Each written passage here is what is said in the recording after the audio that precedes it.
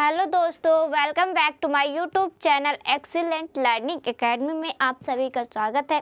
आज हम आपके लिए लेके आए हैं आपका बायोलॉजी का चैप्टर 3 जो कि है जीव जनन कैसे करते हैं। ठीक है, तो अभी हमने 2 चैप्टर कंप्लीट कर लिए हैं बायोलॉजी के। ये हमारा 3 चैप्टर है और इसको भी कंप्लीट कर लेंगे, फिर हमारा 4 चैप्टर बचेगा। ठीक है, तो जल्दी से चलिए हम स्टार्ट करते हैं और अपने इस चैप्टर को जल्दी से कंप्लीट कर लेते हैं, क्योंकि इसमें जीवों में जनन कैसे होता है और क्या क्या क्रियाएं होती हैं इसमें ये सब बताया जाएगा।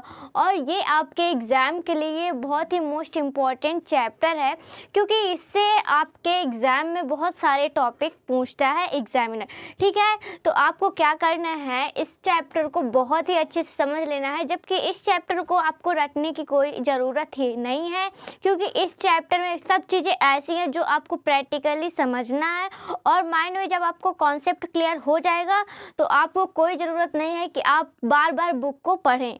आप 1-2 बार समझ लेंगे तो उतने में आपका काम हो जाना है। हम इस तरीके से आपको पढ़ाने वाले हैं। ठीक है, तो चलिए हम समझते हैं कि जनन कैसे होता है, यानी जीव जनन कैसे होता है। ये हमारा मेन टॉपिक है, क्योंकि इस टॉपिक पर हमारा चैप्टर है और इसी से रिलेटेड हमारा हेडिंग समझेंगे, यानी कि जनन कैसे होता है। ठीक है, तो जनन देखिए, अपने समान संतान व जीव उत्पन्न करता है, यानी अपने समान संतान व जीव उत्पन्न करना ही क्या कहलाता है, जनन कहलाता है। कहने का इसमें बहुत सिंपल सा ये भाषा है कि जनन का मतलब क्या है कि जो व्यक्ति रहेगा या जो भी प्राणी रहेगा तो क्या होगा, अपने ही जाति का यानी अपने ही समान जो संतान होती है तो उसको जन्म देता है, यानी शिशु को जन्म देता है, यानी अपने रूप जैसा किसी को जन्म देते हैं, कोई जीव प्रकट करता है तो उसी को क्या कह देते हैं, हम जनन कह देते हैं। ठीक है, यानी कि किसी को जन्म देना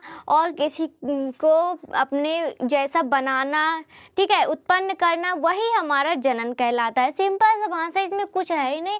जनन में आप खुद ही इसका लिख सकते हैं, इतनी सिंपल इसकी परिभाषा। यानी अपने समान, हमारे जो अपने समान संतान होती है या शिशु कह दीजिए, तो अपने समान जो संतान होती है वह जीव उत्पन्न करता है, वही क्या कहलाता है, जनन कहलाता है। ठीक है, ये आपका डाउट क्लियर। जनन एकदम इजी है और समझ में आ गया होगा आपको।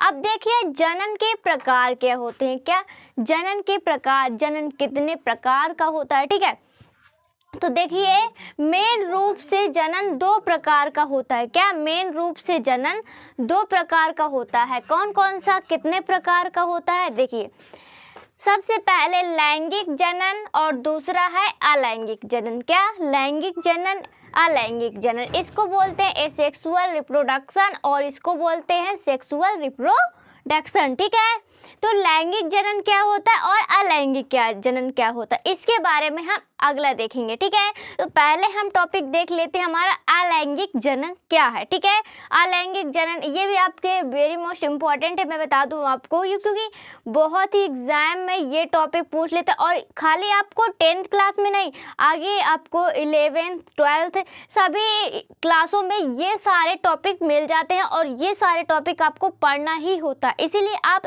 इन टॉपिकों को अभी से तैयार करते हुए चलिए। ठीक है, तो देखिए क्या होता है अलैंगिक जनन, आपका क्या होता है ये हम देख लेते। देखिए इस जनन में सिर्फ एक जनक की, क्या, एक जनक की, जनक किसको कहेंगे, यानी जो जन्म देता है उसी को हम क्या कहते हैं, जनक की। ठीक है, तो सिर्फ एक जनक की आवश्यकता होती है।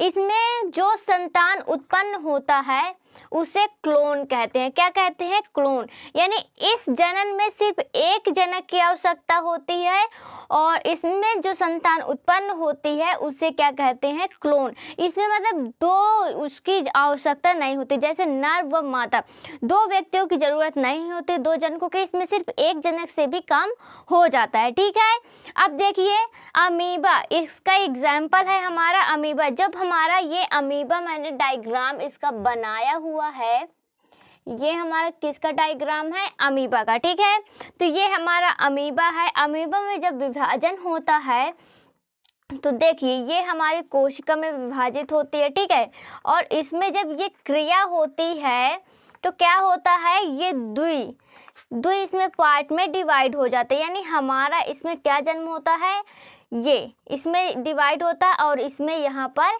युग्मनज का जन्म होता है। किसका जन्म होता है? युग्मनज का। ठीक, युग्मनज का आपका जन्म होता है। ठीक है, तो आप इसका डायग्राम बना लीजिए और इसको नोट करिए जल्दी से।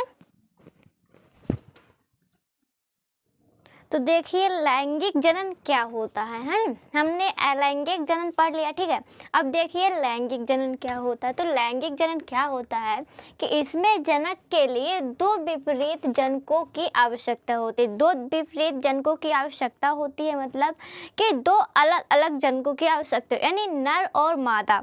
ठीक है, नर और मादा जनक की आवश्यकता। तो जैसे मैं आपको समझा देती हूँ, देखिए यहाँ पर कि यहाँ पर हम ले लेते हैं नर, ठीक है, और यहाँ ले लेते हैं मादा। नर मादा, नर का मतलब है पुरुष और मादा का मतलब है महिला। ठीक है, तो नर और मादा में जब हम इसमें क्या करते हैं, विभाजन करते हैं, तो क्या बनता है इसमें? नर युग्मक। क्या? नर युग्मक। ठीक है, और इसमें बनेगा मादा युग्मक। ठीक है, मादा युग्मक। ओके, तो ये हो गया हमारा नर युग्मक और मादा युग्मक। आपको पता होगा कि नर युग्मक में क्या बनता है, इसमें क्या भाग लेता है? शुक्राणु। क्या भाग लेता है? शुक्राणु। और मादा में क्या रहता है? अंडाणु। ठीक है, इसमें आपका रहता है शुक्राणु और इसमें रहता है अंडाणु। ठीक है, जब इन दोनों को मेल होता है, क्या होता है? इन दोनों का मेल होता है, तब हमारा क्या बनता है? युग्मनज। क्या बनता है? युग्मनज, जिसे हम क्या कहते हैं? जाइगोट भी कहते हैं। युग्मनज का मतलब यही है यहाँ पर कि शिशु बनता है। ठीक है, तो जब यहाँ पर हम नर और मादा का क्या करते हैं? विभाजन करते हैं, यानी इसको मेल करते हैं, मिलाते हैं, तो क्या होता है? जब ये दोनों एक दूसरे में भाग लेते हैं, क्या करते हैं? भाग लेते हैं। ठीक है, तो जब नर और मादा भाग लेते हैं तो पहले क्या भागेगा इसका? नर युग्मक और मादा युग्मक। इसके जब शुक्राणु अंडाणु से मिलते हैं, यानी शुक्राणु हमारा अंडाणु से मिलता है, तब हमारा यहाँ पर शिशु बनता है युग्मनज। ठीक है, इसको क्या कहते हैं? युग्मनज कहते हैं और इसे जाइगोट भी कहते हैं। ठीक है, तो ये आपका क्लियर हो गया लैंगिक जनन क्या होता है। ठीक है, लैंगिक जनन बहुत ही इजी है, आप इसमें मनुष्य भी एग्जाम्पल में यहाँ लिख सकते हैं। क्या लिख सकते हैं? मनुष्य, या कोई भी प्राणी भी इसमें भाग ले सकता है। ठीक है, मनुष्य या प्राणी भी भाग ले सकता है। ठीक है, तो इसमें क्या कहते हैं कि इस जनन के लिए दो विपरीत है कि नहीं, बताइए आप। इसमें नर क्या है? अलग है, और मादा अलग है। दोनों अलग अलग हैं, इसमें दोनों अलग अलग भाग ले रहे हैं, दोनों की आवश्यकता इसमें होती है, किसी एक से काम नहीं चलता है इसमें। ठीक है, तो जब नर और मादा एक दूसरे में भाग लेते हैं, यानी क्रिया करते हैं, तो नर युग्मक बनता है और इसमें मादा युग्मक। जब इसके नर युग्मक और मादा युग्मक के शुक्राणु और अंडाणु मिलते हैं, तब हमारा क्या बनता है?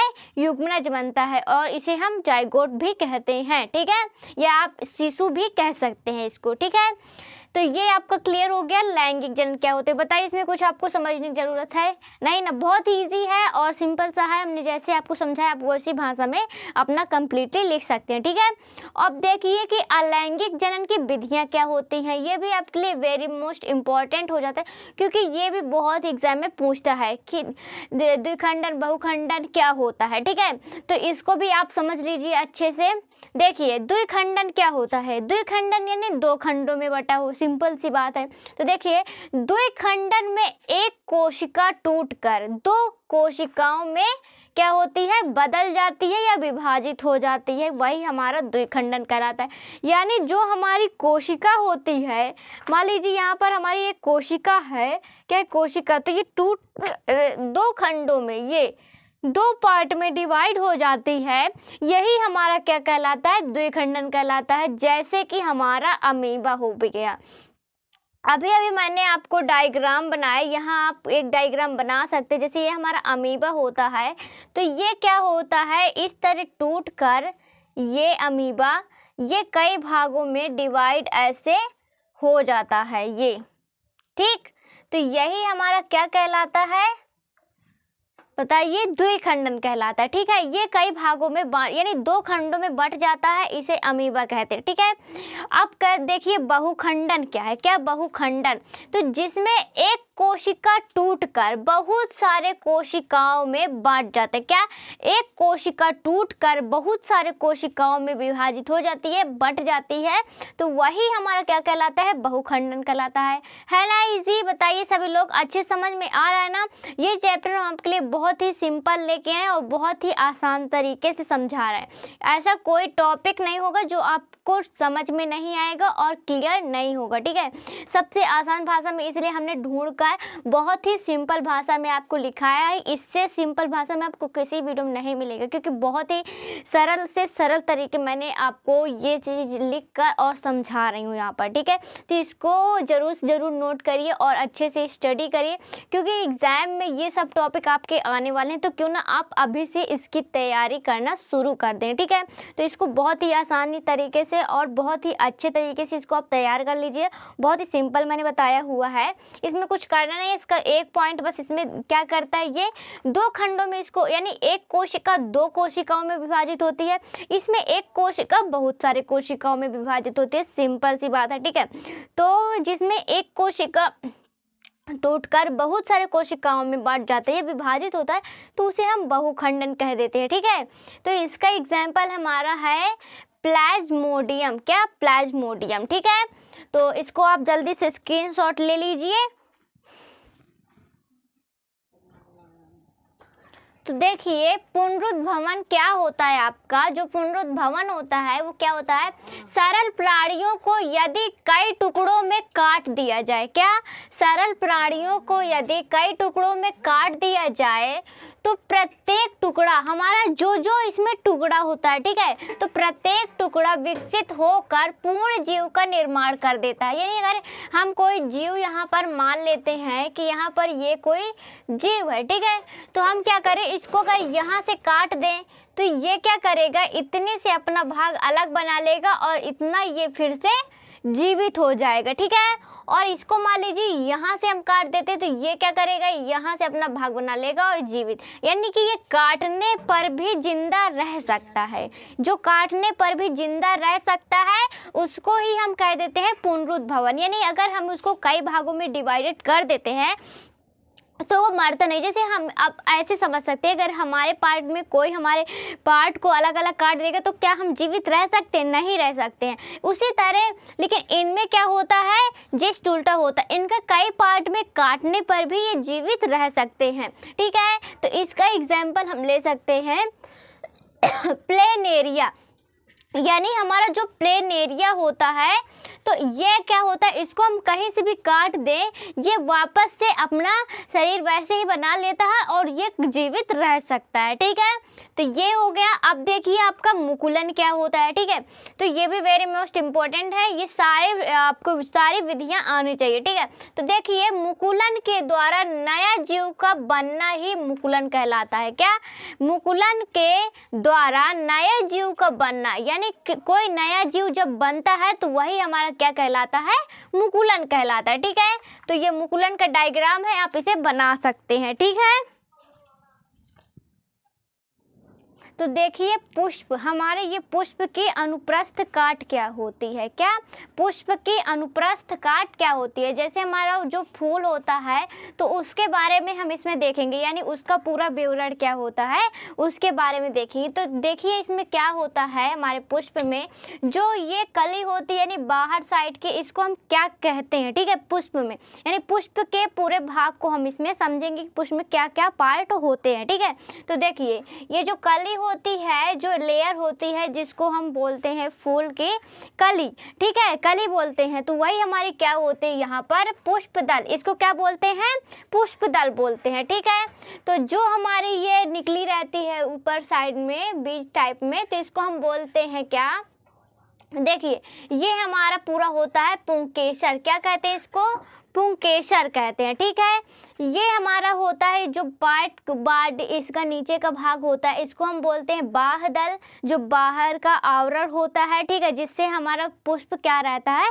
ढका रहता है, उसको हम क्या बोलते हैं, बाह्यदल बोलते हैं। ठीक है, जहाँ हमारा बीज बनता है तो उस भाग को हम क्या कहते हैं, बीजांड कहते हैं। क्या कहते हैं, बीजांड। ठीक है, ये हमारा जहाँ पर हमारा बीज बनता है उसके अंदर पनपता है तो उसको हम क्या बोलते हैं, अंडाशय। क्या बोलते हैं, अंडाशय बोलते हैं। ठीक है, ये हमारा क्या होता है, ये हमारा होता है पुतंतु। क्या, पुतंतु यानी नर युग्मक। क्या, पुतंतु होता है, इसको हम बोलते हैं नर युग्मक। ठीक है, तो ये सारे पार्ट मैंने आपको बता दिए हैं। इसको हम क्या बोलते हैं, वर्तिका बोलते हैं, और इसको क्या बोलते हैं, वर्तिकाग्र बोलते हैं। ठीक है, तो ये क्या होता है, हमारा तना होता है। तो पुष्प के जितने भी भाग होते हैं, जितने पार्ट्स होते हैं, मैंने आपको समझा दिया। ठीक है, तो आप इसको अच्छे से नोट कर लीजिए। तो देखिए, एक लिंगी और उभयलिंगी क्या होता है। क्या, एक लिंगी यानी जिसमें एक लिंग पाया जाता है। ठीक है, तो एक लिंगी और उभयलिंगी पुष्प क्या होते हैं, ये देखिए आप क्या होते हैं। तो हमारा जो एक लिंगी पुष्प होता है वो क्या होता है, जब पुष्प में पुंकेसर मैंने अभी आपको डायग्राम बनाकर समझाया। ठीक है, तो जब पुष्प में पुंकेसर तथा स्त्री केसर, क्या, पुंकेसर तथा स्त्री केसर दोनों में से कोई एक जननांग, क्या, दोनों में से कोई एक जननांग यानी या तो स्त्री केसर जननांग, ये तो क्या, पुरुष यानी पुंकेसर जननांग। ठीक है, तो ये दोनों में से क्या होते हैं, दोनों में से कोई उपस्थित होता है तो उसे क्या कहते हैं, एक लिंगी पुष्प। यानी स्त्री केसर और क्या, पुंकेसर में से कोई अगर एक उपस्थित होता है इसमें एक लिंगी पुष्प में, तो उसी को हम क्या कहते हैं, एक लिंगी पुष्प कहते हैं। ठीक है, तो इसका एग्जाम्पल आप देख लीजिए, जैसे हमारा पपीता हो गया और तरबूजा, ये हमारे क्या होते हैं, एक लिंगी पुष्प होते हैं। क्या होते हैं, एक लिंगी पुष्प में ये आते हैं। फिर से एक बार समझिए, जब पुष्प में पुंकेसर तथा स्त्री केसर दोनों में से कोई एक जननांग, क्या, दोनों में से कोई एक जननांग यानी इन दोनों में से अगर कोई एक जननांग होगा तो क्या होगा, यहाँ पर एक लिंगी होगा। क्या होगा, एक लिंगी होगा। ठीक है, तो पपीता और तरबूज हमारे क्या हैं, एक लिंगी पुष्प है, ये आप नोट कर लीजिए।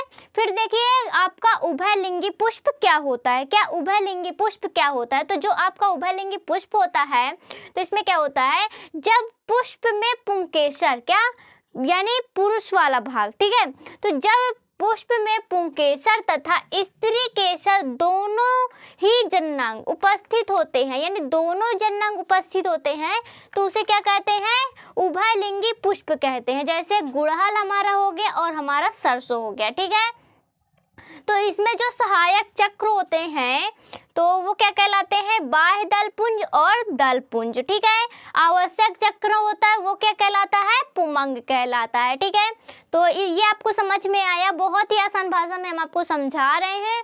और अगर ये आपको डायग्राम समझ में आ रहे हैं तो आप हमारे वीडियो को लाइक और कमेंट, शेयर, सब्सक्राइब जरूर किया करिए। ठीक है, क्योंकि हम बहुत ही मेहनत से आपके लिए वीडियो तैयार करते हैं, हर एक टॉपिक को अच्छे से पढ़ते हैं, फिर आप लोगों को पढ़ाते हैं। ठीक है, तो आप क्या किया करिए, हमारे वीडियो को ज़्यादा से ज़्यादा अपने दोस्तों को शेयर किया करिए, ताकि जितने भी आपके स्टूडेंट हैं यानी दोस्त हैं तो उन सब के पास भी वीडियो अच्छे से पहुंच पाए और वो भी एग्ज़ाम की अच्छे से तैयारी कर पाएँ। ठीक है, तो हमारे इस वीडियो को ज़्यादा से ज़्यादा लोगों को सब्सक्राइब कराइए और ज़्यादा से ज़्यादा लोगों को भेजिए। ठीक है, ताकि वो भी देखें। तो जल्दी से इसका स्क्रीनशॉट ले लीजिए, फिर इसके आगे हम पढ़ाएं। देखिए कायिक जनन क्या होता है। ठीक है, कायिक जनन यह हमारा अगला टॉपिक है। ये कायिक जनन क्या होता है, बहुत ही बार पूछ लेता है, तो हम सोचे इसके बारे में भी आपको थोड़ा सा बता दें, जबकि इस चैप्टर में ये है तो ये भी जानना हमारे लिए बहुत ज़रूरी हो जाता है। ठीक है, तो देखिए कायिक जनन क्या होता है आपका, कि बिना बीज वाले पौधे में, यानी जिस पौधे में बीज नहीं होता, ठीक है, तो बिना बीज वाले पौधों में जनन क्रिया कायिक जनन, क्या, बिना बीज वाले पौधों में, यानी जिन पौधों में बीज नहीं होता, ठीक है, तो बिना बीज वाले पौधों में जनन क्रिया कायिक भाग द्वारा क्या कायिक भाग द्वारा जनन होता है, यानी इसमें कायिक भाग द्वारा जनन होता है। पौधों के कायिक अंग क्या पौधों के कायिक अंग जैसे जड़ हो गया, तना, पत्ती में जनन कलियों क्या जनन कलियों द्वारा होता है। यानी यह इसमें जो होता है, देखिए इसमें क्या होता है, बिना बीज वाले पौधों में क्या बिना बीज वाले पौधों में जनन क्रिया कायिक भाग द्वारा क्या कायिक भाग द्वारा जनन होता है। ठीक है, यानी बिना इसके जो पौधे रहते हैं वो क्या रहते हैं, बिना बीज के रहते हैं, यानी इसमें बीज नहीं पाया जाता, पहली पॉइंट। ठीक है, फिर दूसरा पॉइंट हमारा ये है इसमें कि ये जो इसमें जो जनन होता है तो इसमें क्या होता है, कायिक भाग द्वारा जनन होता है। किसके द्वारा जनन होता है, कायिक भाग द्वारा जनन होता है। ठीक है, ये हो गया। फिर देखिए पौधों के कायिक अंग, यानी पौधों के जो कायिक अंग होते हैं वो क्या होते हैं, जैसे हमारा जड़ हो गया, तना हो गया, पत्ती, यानी इसमें जो जनन होता है तो जड़, पत्ती, तना इन तीनों के द्वारा होता है। ठीक है, तो इनमें जनन कलियों द्वारा निकलती है, यानी जो कली होती है उसके द्वारा जनन निकलती है। ठीक है, ये आपका क्लियर खत्म, यानी कि आपका ये वाला जो कायिक जनन वो टॉपिक समझ में आपको आ गया होगा।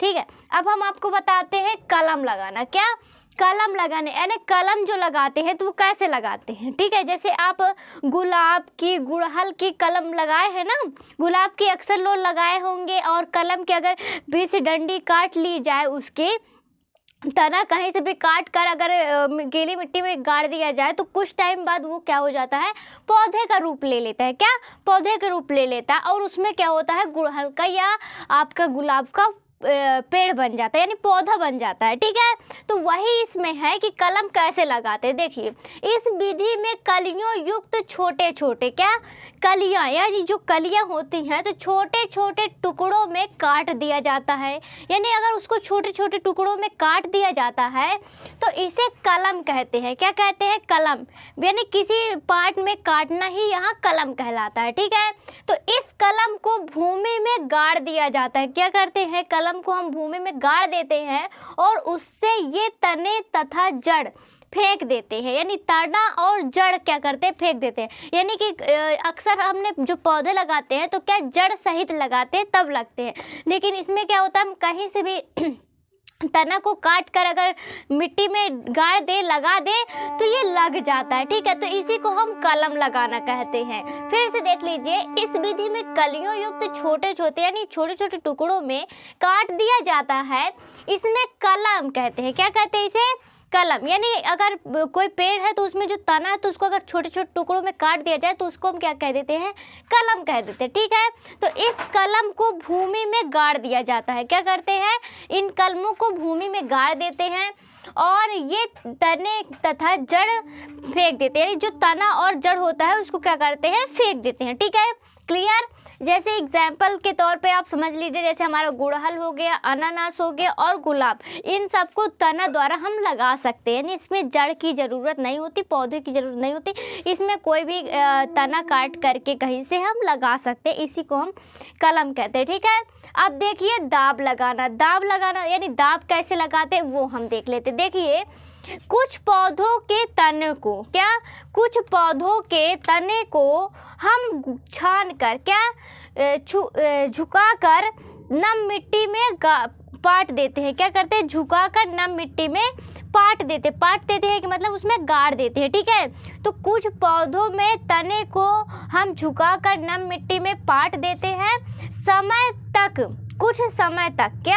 कुछ समय तक दबी हुई काली जड़ क्या कुछ समय तक दबी हुई, यानी जो दबी हुई काली जड़ है तथा नए तने निकल आती हैं। इसमें क्या होता है, अगर हम इसमें गाड़ देते हैं यानी दबाव डालते हैं मिट्टी के द्वारा तो क्या होता है, नए तने निकल आते हैं। ठीक है, अब इससे लाभ क्या होता है ये हम देख लेते हैं। तो लाभ क्या होता है इसमें कि जिस पौधों में बीज नहीं होता जिस पौधों में बीज नहीं होता उसमें हम कायिक जनन का उपयोग कर सकते हैं। नहीं, जिस पौधों में बीज नहीं होता, बिना बीज के उनका जनन किया जाता है तो उसमें हम कायिक जनन का प्रयोग कर सकते हैं, नहीं दोबारा पौधों को उत्पन्न कर सकते हैं। ठीक है, अब दूसरा पॉइंट हमारा ये है कि इसमें नए पौधे जल्द निकल आते हैं। क्या होते हैं, नए पौधे जल्द निकल आते हैं। ठीक है,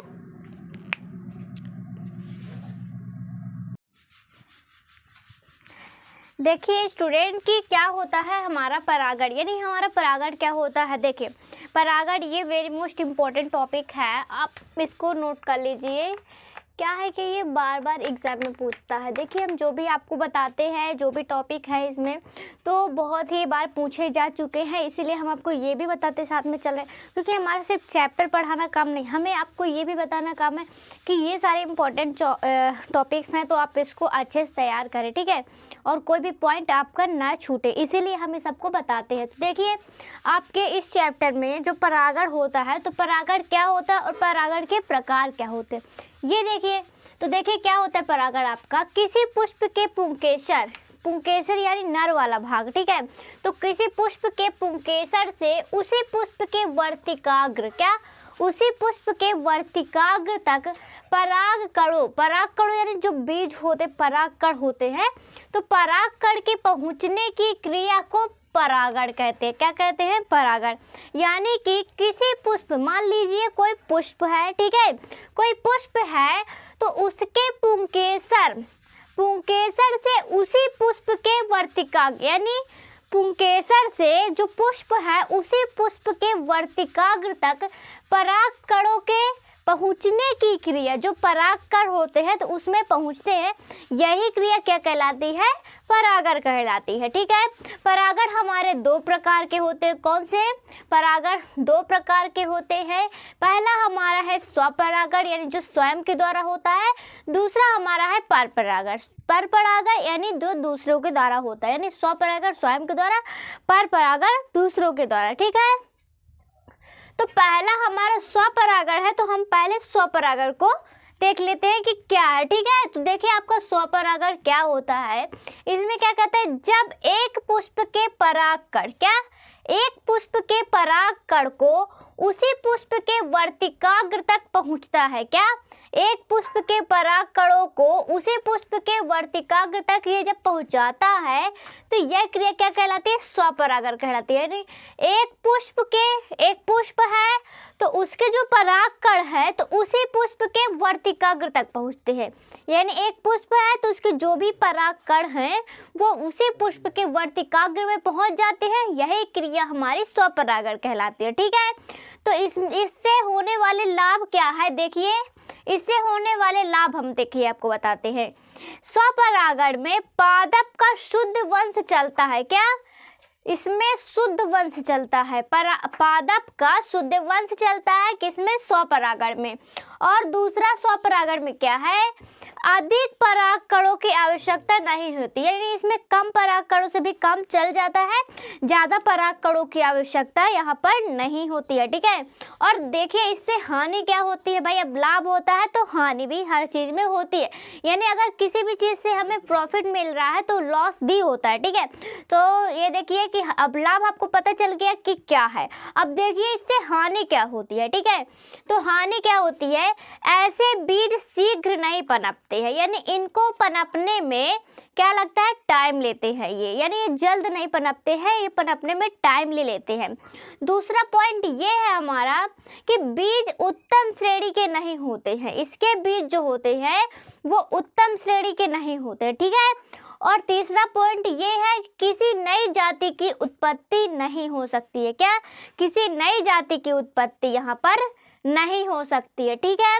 तो हम ये आपको बहुत ही आसान भाषा में समझा रहे हैं, आप देख ही सकते हैं, और इसे हमने बहुत ही सरल से सरल तरीके से लिखा है, क्योंकि ऐसे बहुत सारी इसकी परिभाषाएं हैं जो कि याद नहीं होती हैं जल्द, इसलिए हमने बहुत ही इजी तरीके से आपको समझाने की कोशिश की है, ठीक है। तो आप इसको नोट करिए, अच्छे से नोट करिएगा, और ताकि अच्छे से आप नोट्स बना लें और एग्ज़ाम में अच्छे से लिख पाए। हम आपको केवल रटाते नहीं, देखिए आप कोई चीज़ जब रटते हैं तो वो आपके माइंड में नहीं बैठती, लेकिन आप कोई चीज़ जब समझते हैं, अपने कॉन्सेप्ट को क्लियर करते हैं, तो वो सीधे आपके माइंड में बैठती है और अच्छे से तैयार हो जाती है, ठीक है। इस तरह आप अच्छे से तैयारी कर पाते। तो हमारे इस जो आपका ये है, मतलब हमारे एक्सीलेंट लर्निंग एकेडमी में जहाँ पर आपको वीडियो उपलब्ध होती हैं, तो इसमें अगर आपको सारे चैप्टर के बारे में वीडियो चाहिए तो आप हमारे प्लेलिस्ट में जाकर वहाँ से वीडियो ले सकते हैं, ठीक है। वहाँ से प्लेलिस्ट में जाइए, होम से प्लेलिस्ट में जाएंगे तो वहाँ पर आपको सभी वीडियो मिल जाती हैं। वहाँ से आप सभी चैप्टर्स को आसान से आसान भाषा में देख सकते हैं। सभी चैप्टर कंप्लीटली सभी टॉपिक्स हमने उसमें कराए हुए, कोई टॉपिक नहीं छोड़े, ठीक है। तो वहाँ से आप देख सकते हैं और अपनी तैयारी एक अच्छे से कर सकते हैं, ठीक है। और यही बात, जो चैप्टर नहीं हुए अभी तक, केमिस्ट्री नहीं हुई है, तो ये हम चैप्टर बहुत ही जल्द आपको देंगे, ठीक है। कुछ ही टाइम में, ज़्यादा नहीं, 1 हफ्ते या 2 हफ्ते, इससे ज़्यादा हम आपको टाइम नहीं लेंगे। इतने टाइम तक हम जल्द से जल्द आपको क्या करेंगे, केमिस्ट्री के चैप्टर देंगे। तो अगर आप चाहते हैं कि हम जल्द से जल्द आपको केमिस्ट्री के चैप्टर का इंतज़ार है कि वो भी जल्दी से आ जाए, तो आप जल्दी से तैयारी कर लें। और जो आपका सिर्फ याद करने वाला रहे, सब्जेक्ट बनाने वाला नहीं, तो आप एक काम कर सकते हैं कि हमें कमेंट करिए, हम आपको बहुत ही जल्द वीडियो बनाकर देंगे, ठीक है। जो थोड़ा आप हमारा मनोबल बढ़ाएंगे तो ज़्यादा से ज़्यादा हम आपको पढ़ाने की और नई नई चीज़ें लाने की कोशिश करते हैं, ठीक है। तो आप इसको नोट कर लीजिए, फिर हम आपको इसके आगे टॉपिक जल्दी से करा देते हैं, ठीक। देखिए, परागकण आपका स्वपरागण हो गया, ठीक है। अब देखिए आपका परपरागण क्या होता है। तो जो आपका परपरागण होता है, तो देखिए स्वपरागण में आपने देखा कि उसी पुष्प के परागकण उसी पुष्प के वर्तिकाग्र तक पहुंचते थे, परागकणों के, ठीक है। ये आपने देखा। अब देखिए इसमें क्या होता है, इसमें परागण में एक पुष्प के परागकण, यानी एक पुष्प है उसके परागकण उसी जाति के दूसरे पौधे, अब वो उसी पुष्प तक पहुंचते थे, लेकिन इसमें क्या है, परागकण एक पुष्प के, कोई एक पुष्प है तो उसके परागकण उसी जाति के, यानी जाति वही है, पौधा ही है, लेकिन दूसरे पौधे के पुष्प के वर्तिकाग्र तक पहुंचता है। इसमें क्या होता है, उसमें क्या था, उसमें ये था कि आपका जो पौधा था यानी पुष्प था, तो उसी पुष्प के परागकणों को उसी वर्तिकाग्र तक, उसी पुष्प के वर्तिकाग्र तक पहुंचने की क्रिया को हम क्या कहते थे, स्वपरागण, ठीक है। लेकिन जब परपरागण की बात आती है, तो देखिए इसमें क्या होता है कि यानी कोई पुष्प है, ठीक है, तो ये पुष्प है तो उसके परागकण जो है तो उसी जाति के, लेकिन दूसरे पौधे, जाति वही है यानी पौधा ही है, लेकिन वो पौधा वही पौधा नहीं है, वो दूसरा पौधा है, ठीक है। तो दूसरे पौधे पर पुष्प के वर्तिकाग्र तक पहुंचता है। यह दोनों अलग अलग पौधे हैं, ये देखिए, ये दोनों क्या है, अलग अलग पौधे हैं, पौधे पर लगा रहता है, तो परपरागण कहलाता है। यानी ये दोनों अलग अलग पौधों के द्वारा परपरागण होता है, ठीक है। फिर से समझिए, परागकण में एक पुष्प के परागकण जाति उसी जाति की, यानी जाति वही है पर पुष्प यहाँ पर अलग अलग है, ठीक है। तो जाति के दूसरे पौधे पर क्या, दूसरे पौधे के पुष्प के वर्तिकाग्र, दूसरे पुष्प के वर्तिकाग्र तक पहुँचता है। यह दोनों अलग अलग पौधे पर लगा रहता है, यही क्या कहलाता है, आपका परपरागण कहलाता है। क्या कहलाता है, परपरागण, ठीक है। आपको परपरागण समझ में आ गया, यानी कि इसमें एक पुष्प के परागकण उसी जाति के दूसरे पुष्प में पहुंचता है, यही क्रिया हमारी क्या कहलाती है, परपरागण कहलाती है। क्या कहलाती है, परपरागण कहलाती है, ठीक है। अब देखिए इससे लाभ क्या होता है, ये देख लेते हैं। देखिए इसमें बनने वाले फल बड़े एवं स्वादिष्ट होते हैं। क्या होते हैं, जो फल बनते हैं वो बड़े और स्वादिष्ट होते हैं। इसमें उत्पन्न जातियों में रोग की अवरोधक क्षमता अधिक होती, क्या होती है, रोगों की अवरोधक क्षमता जो होती है वो अधिक होती है, ठीक है। अब देखिए इससे हानि क्या होता है, तो इस क्रिया के लिए बाह्य साधनों पर निर्भर होना पड़ता है। इसमें क्या रहता है, बाह्य साधन, यानी ये खुद से नहीं होता, दूसरे पौधों से होता है, ठीक है। तो इसमें क्या करना पड़ता है, बाह्य साधनों पर निर्भर रहना पड़ता है, ठीक है। फिर देखिए दूसरा नंबर आपका है, परागकणों की आवश्यकता अधिक होती है। इसमें परागकणों की आवश्यकता अधिक होती है क्योंकि अधिकतर परागकण नष्ट हो जाता है। क्या, अधिकतर परागकण क्या होता है, नष्ट हो जाता है। एक मिनट, ये थोड़ा सा आपका जो परागकण होता है वो क्या हो जाता है, नष्ट हो जाता है, ठीक है। क्या हो जाता है, नष्ट। तो परागकणों की आवश्यकता अधिक होती है इसमें, क्योंकि अधिकतर परागकण क्या हो जाता है, नष्ट हो जाता है। ठीक है, आपको समझ में आ रहा है ना।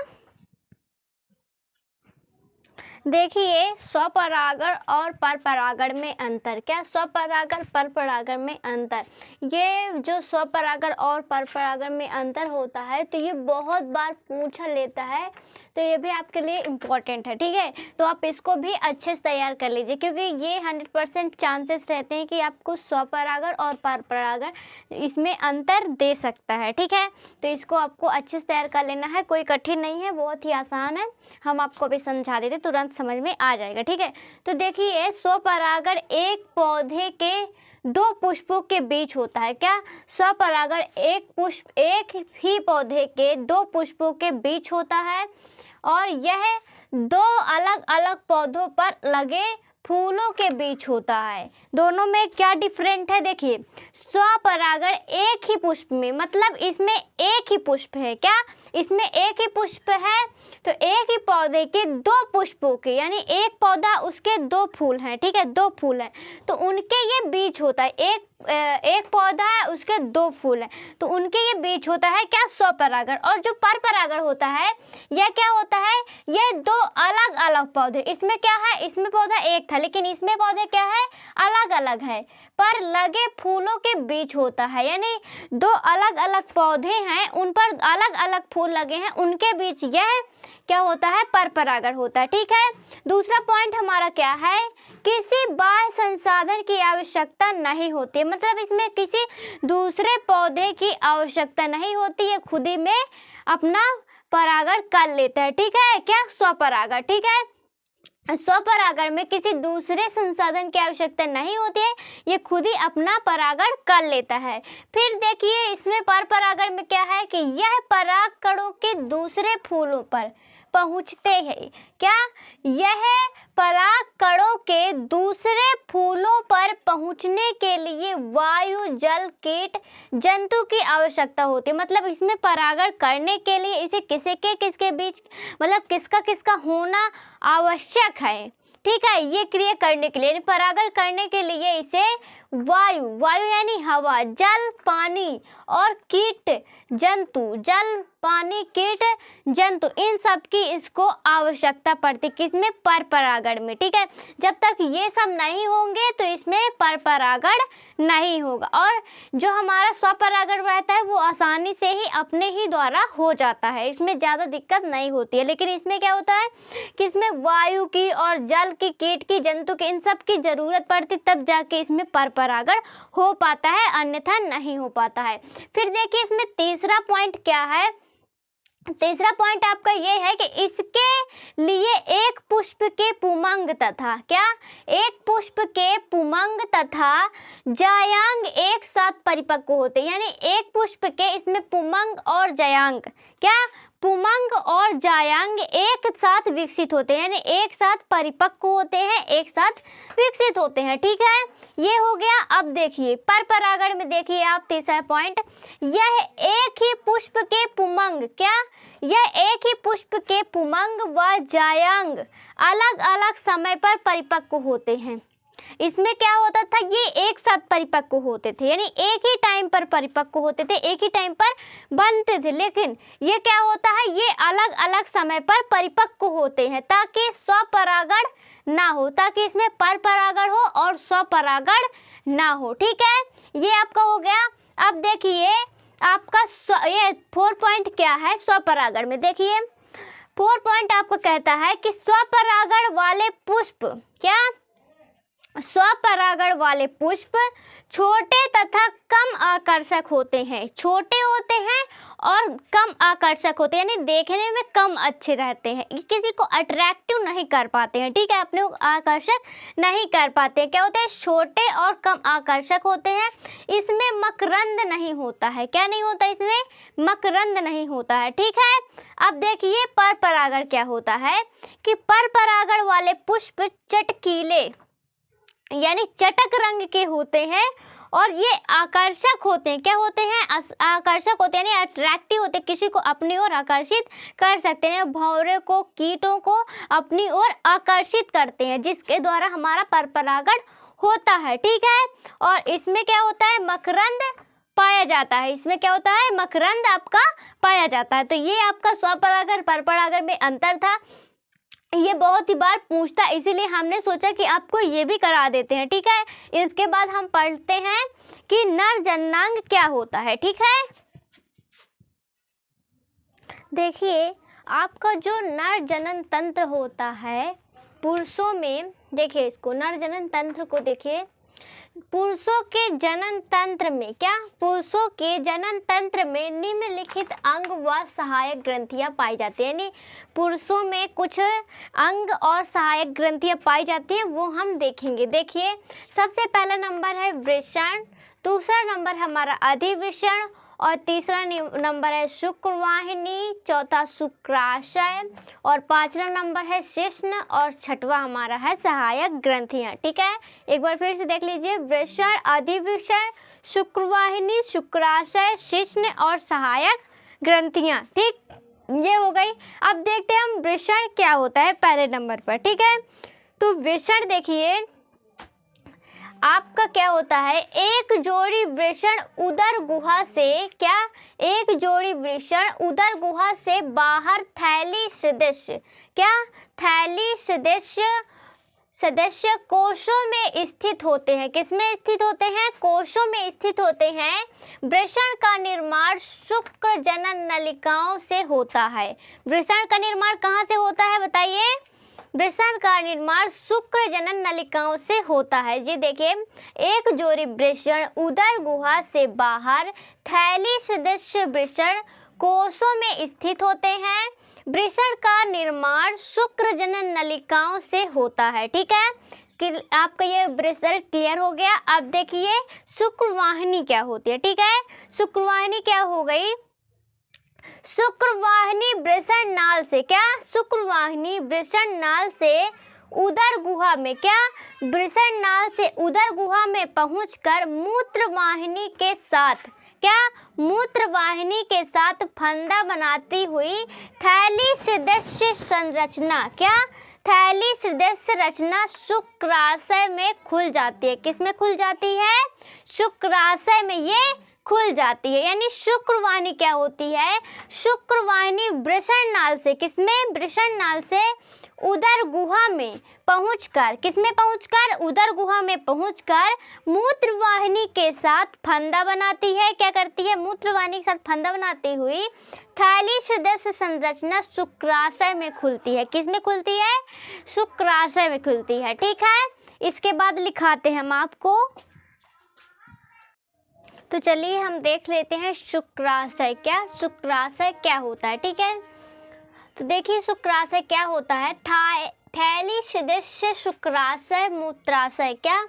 थैली सदस्य शुक्राशय मूत्राशय के आधार भाग से, यानी थैली सदस्य शुक्राशय और मूत्राशय के आधार भाग से लगा होता है। क्या होता है? मूत्राशय के आधार भाग से जुड़ा होता है क्या? शुक्राशय। ठीक है आपका, तो जो शुक्राशय होता है, देखिए जो थैली सदस्य शुक्राशय मूत्राशय के आधार भाग से लगा होता है, यह एक ग्रंथिल संरचना है। क्या है? शुक्राशय।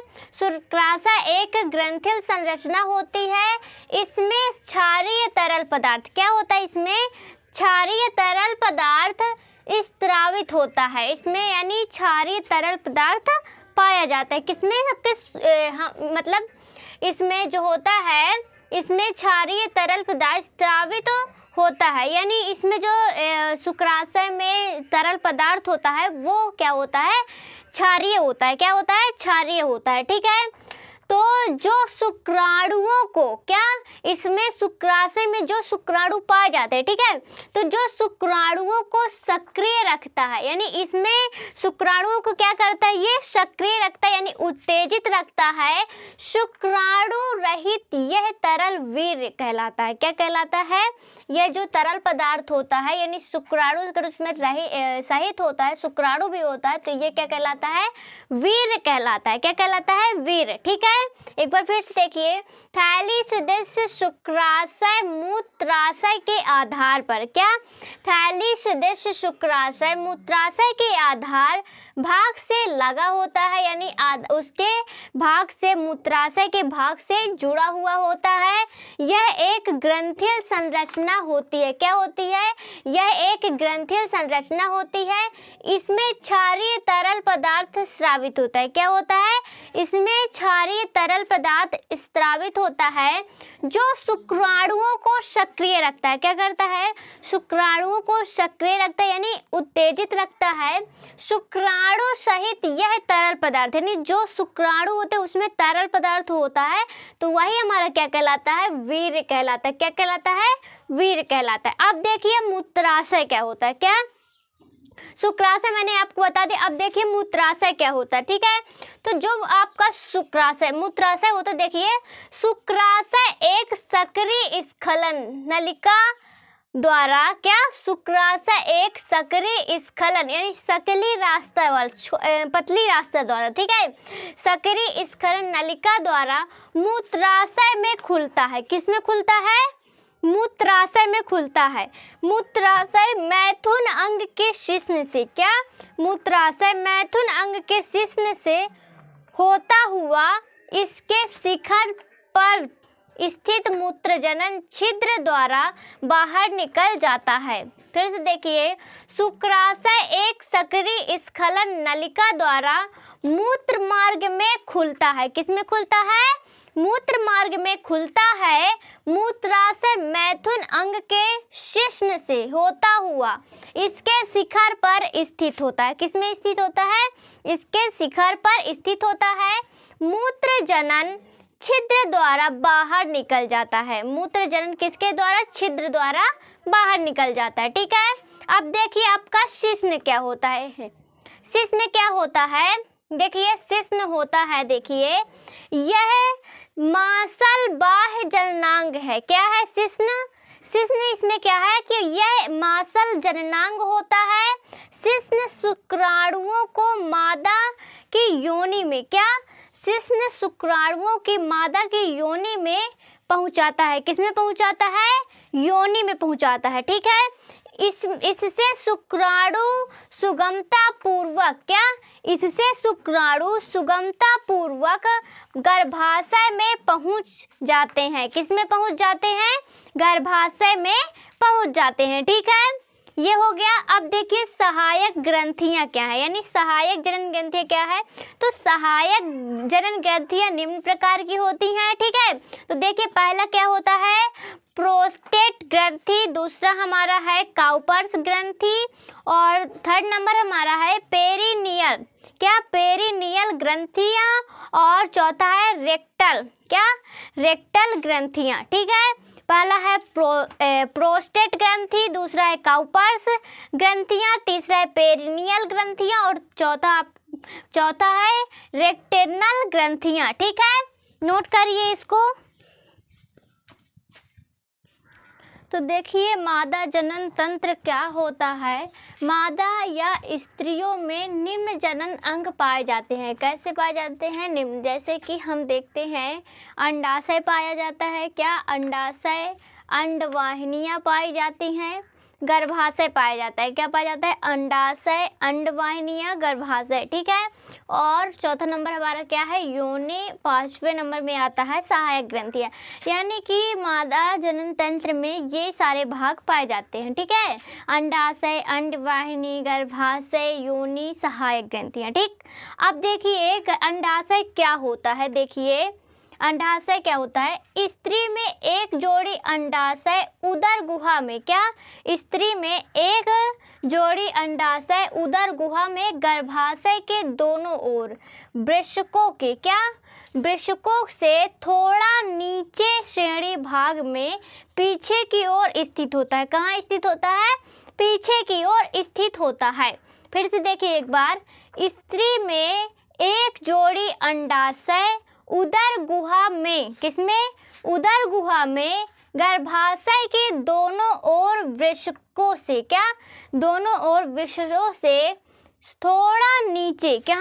थोड़ा नीचे श्रेणी भाग में पीछे की ओर स्थित होता है।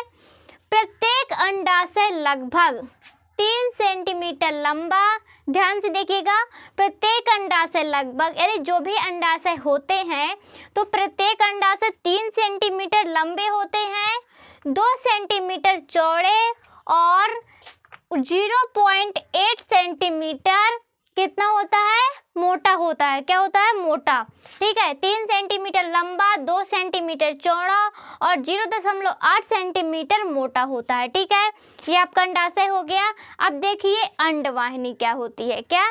सेकंड नंबर पर है अंडवाहिनी। तो देखिए, प्रत्येक अंडवाहिनी अंडाशय से, क्या?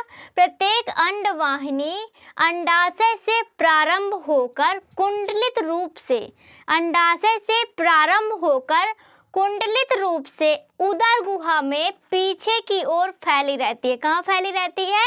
उदर गुहा से पीछे की ओर फैली रहती है। यह लगभग 10 सेंटीमीटर लंबी होती है। कितनी? 10 सेंटीमीटर लंबी होती है और अधिकांश भाग में, क्या? अधिकांश भाग में गर्भाशय या फैलोपियन नलिका, क्या? फैलोपियन नलिका क्या होती है? फैलोपियन नलिका कहलाती है। क्या होती है? फैलोपियन नलिका कहलाती है। ठीक है, देखिए फिर से, प्रत्येक अंडवाहिनी अंडाशय से प्रारंभ होकर, कहाँ से? अंडाशय से प्रारंभ होकर कुंडलित रूप से उदर गुहा में, कहाँ? कुंडलित रूप से उदर गुहा में पीछे की ओर फैली रहती है। कहाँ? पीछे की ओर फैली रहती है। यह लगभग 10 सेंटीमीटर, कितना? 10 सेंटीमीटर लंबी होती है और अधिकांश भाग में गर्भाशय या फैलोपियन नलिका ये कहलाती है। ठीक है, अब देखिए गर्भाशय क्या होता है। क्या?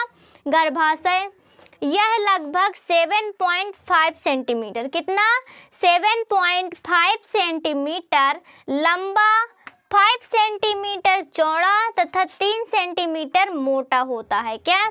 यह लगभग 7.5 सेंटीमीटर लंबा, 5 सेंटीमीटर चौड़ा तथा 3 सेंटीमीटर मोटा अकेला अंग है। यानी ये अकेला इतना अंग है। ठीक है, गर्भाशय जो मीसेट्री, क्या? मीसेट्री तथा स्नायुओं द्वारा सधा रहता है। क्या? मीसेट्री तथा स्नायुओं द्वारा सधा रहता है। तो आपको इन बातों पर ध्यान रखना है। छोटे छोटी परिभाषा है, इनको आपको लिखना होता है। जब भी आपको ये क्वेश्चन आता है कि मादा जनन तंत्र का चित्र बनाइए, पुरुष जनन तंत्र का चित्र बनाइए, तो आपको ये डायग्राम, मतलब इसको बनाना पड़ता है और इसके बारे में सारी डिफिनेशन लिखनी पड़ती है। ठीक है, तो ये सारे पॉइंट्स आपको आने चाहिए। अगर ये आपको ज़्यादा नंबर में, 5 नंबर में इस तरह पूछ लेता है तब। ठीक है, तो इसको अच्छे से आप नोट कर लीजिए।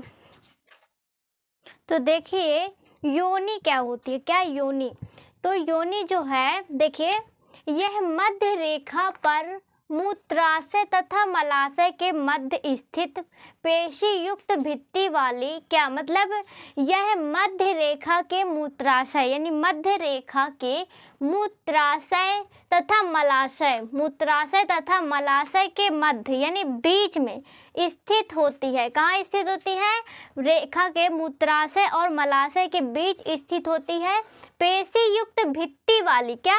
पेशी युक्त भित्ति वाली 7.5 से 10 सेंटीमीटर, क्या? 10 सेंटीमीटर लंबी एक चौड़ी व थैली जैसी रचना ये होती है, जो योनि है। ठीक है, देखिए यह मध्य रेखा पर मूत्राशय तथा मलाशय के मध्य स्थित होती है।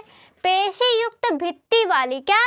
पेशी युक्त भित्ति वाली 7.5 से 10 सेंटीमीटर लंबी एक चौड़ी व थैली जैसी रचना होती है। ठीक है। अब देखिए सहायक ग्रंथियां क्या हैं।